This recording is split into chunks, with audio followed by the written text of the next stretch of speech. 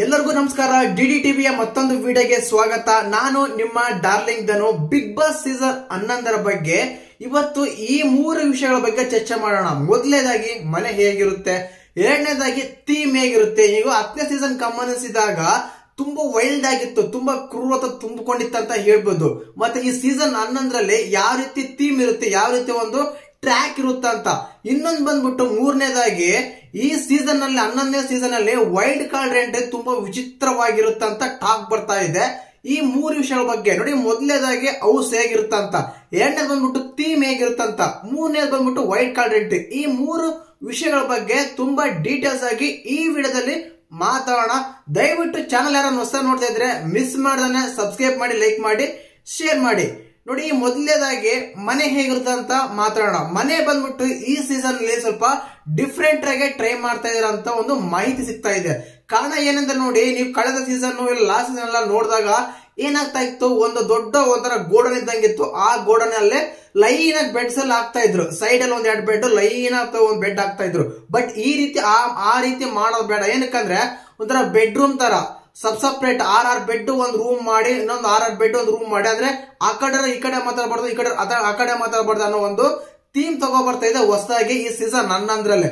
ಏನಕ್ಕಂದ್ರೆ separate ಇದ್ದಾಗ ಒಂದು group form ಆಗಿ, ಈ ಕಡೆ ಗ್ರೂಪ್ ಫಾರ್ಮ್ ಆಗಿ, ಈ ಗ್ರೂಪಿನ ಮಾತುಗಳು ಆ ಗ್ರೂಪ್ಗೆ, ಆ ಗ್ರೂಪಿನ ಮಾತುಗಳು ಈ ಗ್ರೂಪ್ಗೆ ಸಪ್ರೇಟ್ ಆಗಿ ನೈಟ್ ಅಲ್ಲಿ ತುಂಬಾ ಒಂದು ವಿಶೇಷವಾಗಿ ಒಂದು ಸ್ಕಿಟ್ ವರ್ಕೌಟ್ ಆಗ್ಬೋದು, ಒಂದು ಥೀಮ್ ವರ್ಕೌಟ್ ಆಗ್ಬೋದು ಅಂತ ಹೇಳಿ ಬಿಗ್ ಬಾಸ್ ಸೀಸನ್ 11ರ ಟೀಮ್ ಟ್ರೈ ಮಾಡ್ತಾ ಇದೆ ಒಂದು ಹೊಸದಾಗಿ ಅಂತೇಳಿ. ಯಾಕಂದ್ರೆ ನೋಡಿ, ಲೈನ್ ಆಗಿದ್ದಾಗ ಅಲ್ಲಲ್ಲೇ ಇರ್ತಾರೆ, ಸ್ವಲ್ಪ ಜಾಸ್ತಿ ಅವ್ರ ಬಗ್ಗೆ ಇವ್ರ ಬಗ್ಗೆ ಅವರು ಮಾತಾಡಕ್ ಆಗಲ್ಲ ಅಂತ ಹೇಳಿ ಸಪ್ರೇಟ್ ಆಗಿ ಒಂದು 6 ಬೆಡ್ ಸಪ್ರೇಟ್ ಮಾಡಿ ಆ 6 ಜನ ಮಾತ್ರ ಆ ಒಳಗಡೆ ಇರೋ ಹಾಗೆ ಟ್ರೈ ಮಾಡ್ತಾ ಇದೆ ಈ ಸೀಸನ್ 11ರಲ್ಲಿ ಮನೆ ಅಂತ ಹೊಸದಾಗಿ. ಕ್ಯಾಪ್ಟನ್ ರೂಮ್ ಸಪ್ರೇಟ್ ಆಗಿರುತ್ತೆ, ಎಲ್ಲರಿಗೂ ಗೊತ್ತಿರೋ ವಿಷಯನೇ. ಬಟ್ ಈ ರೀತಿ ಈ ಸೀಸನ್ ನಲ್ಲಿ ಸಪ್ರೇಟ್ ಆಗಿ ಬೆಡ್ರೂಮ್ ಎರಡು ಬೆಡ್ರೂಮ್ ತರ ಮಾಡಿ ಅದೇ ರೂಮ್ ಅಲ್ಲಿ 6 ಬೆಡ್ ಆಗಿ ಟ್ರೈ ಮಾಡ್ತಾ ಇದಾರೆ ಅಂತ ಒಂದು ಟಾಕ್ ಬರ್ತಾ ಇದೆ. ಇನ್ನು ಮನೆ ಬಂದ್ಬಿಟ್ಟು ಆಕ್ಚುಲಿ ಜೈಲಲ್ಲೇ ಇರುತ್ತೆ, ಅಲ್ಲೇ ಇರುತ್ತೆ. ಇನ್ನು ವಿಶೇಷ 11ರ ಬಗ್ಗೆ 11 ಚೇಂಜಸ್ ಗಳು ಮಾಡೋ ಬಿಗ್ ಬಾಸ್ ಟೀಮ್ ತಯಾರಿ ನಡೆಸ್ತಾ ಇದೆ ಅಂತ ಒಂದು ಟಾಕ್ ಬರ್ತಾ ಇದೆ. ಇನ್ನೊಂದು ವಿಶೇಷವಾಗಿ ಈ ಸೀಸನ್ ನಲ್ಲಿ 11ನೇ ಸೀಸನ್ ನಲ್ಲಿ ಕ್ಯಾಪ್ಟನ್ ಗೆ ತುಂಬಾ ಪವರ್ ಇರುತ್ತೆ ಅಂತ ಒಂದು ಟಾಕ್ ಬರ್ತಾ ಇದೆ. ಕಾರಣ ಏನಂದ್ರೆ ನೋಡಿ, ಕ್ಯಾಪ್ಟನ್ ಗೆ ಪವರ್ ಬಂದಾಗ ಅವ್ರ ಹತ್ರ ಯಾರಾಗ್ಲೂ ಕ್ಲೋಸ್ ಇರ್ತಾರೋ, ಯಾರಾದ್ರೂ ಸ್ವಲ್ಪ ಅವಾಯ್ಡ್ ಮಾಡ್ತಾರೋ ಅವ್ರಿಗೆ ತುಂಬಾನೇ ಶಿಕ್ಷೆ ಕೊಡೋ ಟಾಸ್ಕ್ ಬರುತ್ತೆ ಈ ಸೀಸನ್ ನಲ್ಲಿ. ಲಾಸ್ಟ್ ಟೈಮ್ ಅಲ್ಲಿ 10ನೇ ಸೀಸನ್ ನೋಡಿರ್ಬೋದು. 10ನೇ ಸೀಸನ್ ಏನಾಗ್ತಂದ್ರೆ ಕ್ಯಾಪ್ಟನ್ ಮಾತಿಗೆ ಬೆಲೆನೇ ಇರ್ತಾ ಇರ್ಲಿಲ್ಲ. ಆದ್ರೆ ಈ ಸೀಸನ್ ನಲ್ಲಿ ಕ್ಯಾಪ್ಟನ್ ಗೆ ತುಂಬಾ ಪವರ್ ಇರುತ್ತೆ. ಏನಕ್ಕಂದ್ರೆ 3 ನಾಮಿನೇಟ್ ಮಾಡಬಹುದು, ಇಲ್ಲ 3 ಸೇವ್ ಮಾಡಬಹುದು. ಈ ರೀತಿಯಾಗಿ ಒಂದು ಹೊಸ ರೂಲ್ಸ್ ಈ ಬಿಗ್ ಬಾಸ್ ಸೀಸನ್ 11ಕ್ಕೆ ತರಬೇಕಂತ ಬಿಗ್ ಬಾಸ್ ಟೀಮ್ ಟ್ರೈ ಮಾಡ್ತಾ ಇದೆ. ಇನ್ನು ಮನೆ ವಿಷಯ ಆಯ್ತು. ಇನ್ನು ಬಂದು ಥೀಮ್ ಬಗ್ಗೆ ಮಾತಾಡೋಣ. ಥೀಮ್ ಅಂದ್ರೆ ನೀವು ಬಿಗ್ ಬಾಸ್ ಸೀಸನ್ 10 ಗಮನಿಸಿದಾಗ ನೀವು ನೋಡ್ಬೋದು, ಆ ಸೀಸನ್ ಅಲ್ಲಿ ಏನಾಗ್ತಾ ಇತ್ತು ಅಂದ್ರೆ ಕೇವಲ ಜಗಳ ವೈಲ್ಡ್ ಅಂದ್ರೆ ವೈಲ್ಡ್. ಯಾವ ರೀತಿ ಅಂದ್ರೆ ನೀವು ಸಂಗೀತ ಮತ್ತು ಪ್ರತಾಪ್ ಅವರು ಒಂದು ಕಣ್ಣು ಹೋಗೋ ಸ್ಥಿತಿಗೆ ಲೆವೆಲ್ಗೆ ಬಂದಿತ್ತು. ಇದು ಸೋಷಿಯಲ್ ಮೀಡಿಯಾದಲ್ಲಿ ತುಂಬಾನೇ ವೈರಲ್ ಆಗಿತ್ತು, ತುಂಬಾ ಕೆಟ್ಟ ಕಮೆಂಟ್ಸ್ ಗಳು ಬಂದಿತ್ತು. ಇದ್ರ ಬಗ್ಗೆ ತುಂಬಾ ಕೆಟ್ಟದಾಗಿ ಪ್ರದರ್ಶನ ಆಗಿತ್ತು ಹೊರಗಡೆ. ಯಾಕಂದ್ರೆ ಒಂದು ರಿಯಾಲಿಟಿ ಶೋ ಅಲ್ಲಿ ಈ ರೀತಿ ಎಲ್ಲ ಮಾಡ್ಬೋದಾ, ಅವರೆಲ್ಲ ನಿರೂಪಣೆ ಮಾಡೋರಾಗ್ಲಿ ಇಲ್ಲ ಟೀಮ್ ಆಗ್ಲಿ ಏನ್ ಮಾಡ್ತಾ ಇದೆ ಅಂತೇಳಿ ಅವ್ರ ಮೇಲೆ ತುಂಬಾ ಪ್ರಭಾವ ಬೀರಿತ್ತು. ಆದ ಕಾರಣ ಈ ಸೀಸನ್ ನಲ್ಲಿ ಸ್ವಲ್ಪ ಜಗಳಲ್ಲೆಲ್ಲ ಕಡಿಮೆ ಮಾಡಿ ಲವ್ ಟ್ರ್ಯಾಕ್ ಗೆ ತಗೊಂಡೋಗ್ಬೇಕಂತ ಟೀಮು ಟ್ರೈ ಮಾಡ್ತಾ ಇದೆ ಈ ಬಿಗ್ ಬಾಸ್ ಸೀಸನ್ 11. ಆದ ಕಾರಣ ತುಂಬಾ ಹಾಟ್ ಅಂದ್ರೆ ತುಂಬಾ ರೀಲ್ಸ್ ಮಾಡೋರ್ನ, ತುಂಬಾ ಹಾಟ್ ಆಗಿರೋ ಗರ್ಲ್ಸ್ ನ ಜಾಸ್ತಿ ಸೆಲೆಕ್ಟ್ ಮಾಡ್ತಾ ಇದೆ ಅಂತ ಒಂದು ಮಾಹಿತಿಗಳು ಸಿಗ್ತಾ ಇದೆ. ನಾಳೆ ಕಂಟೆಸ್ಟೆಂಟ್ ಲಿಸ್ಟ್ ಒಂದು ಬರುತ್ತೆ ವಿಡಿಯೋ, ನೀವು ನೋಡ್ಬೋದು ನಮ್ಮ ಚಾನಲ್ ಅಲ್ಲಿ.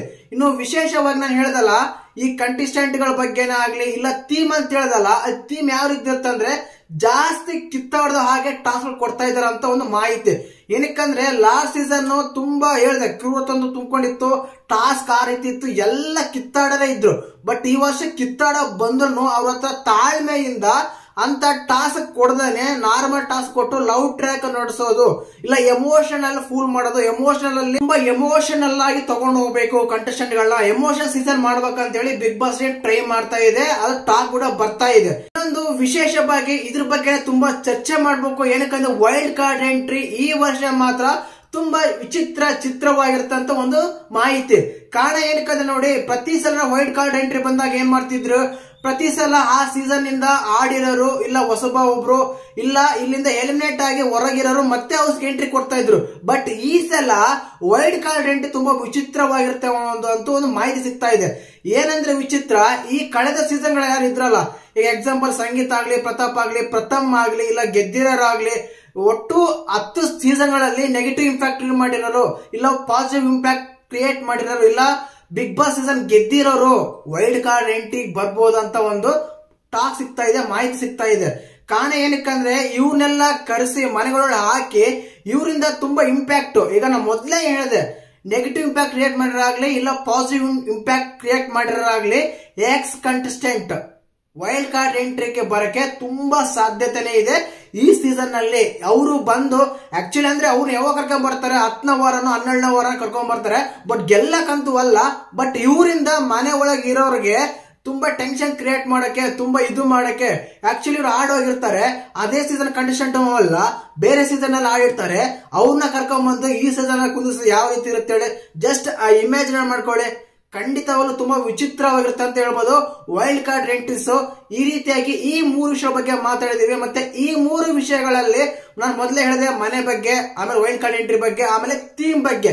ಈ ವಿಷಯಗಳಲ್ಲಿ ನಿಮ್ದು ಯಾವಾಗ ಇಷ್ಟ ಆಯ್ತು ಅಂತ ಕಮೆಂಟ್ ಮಾಡಿ.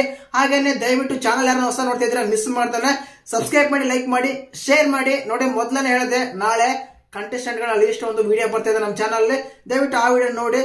ಜೈ ಹಿಂದ್, ಜೈ ಕರ್ನಾಟಕ ಮಾತೆ.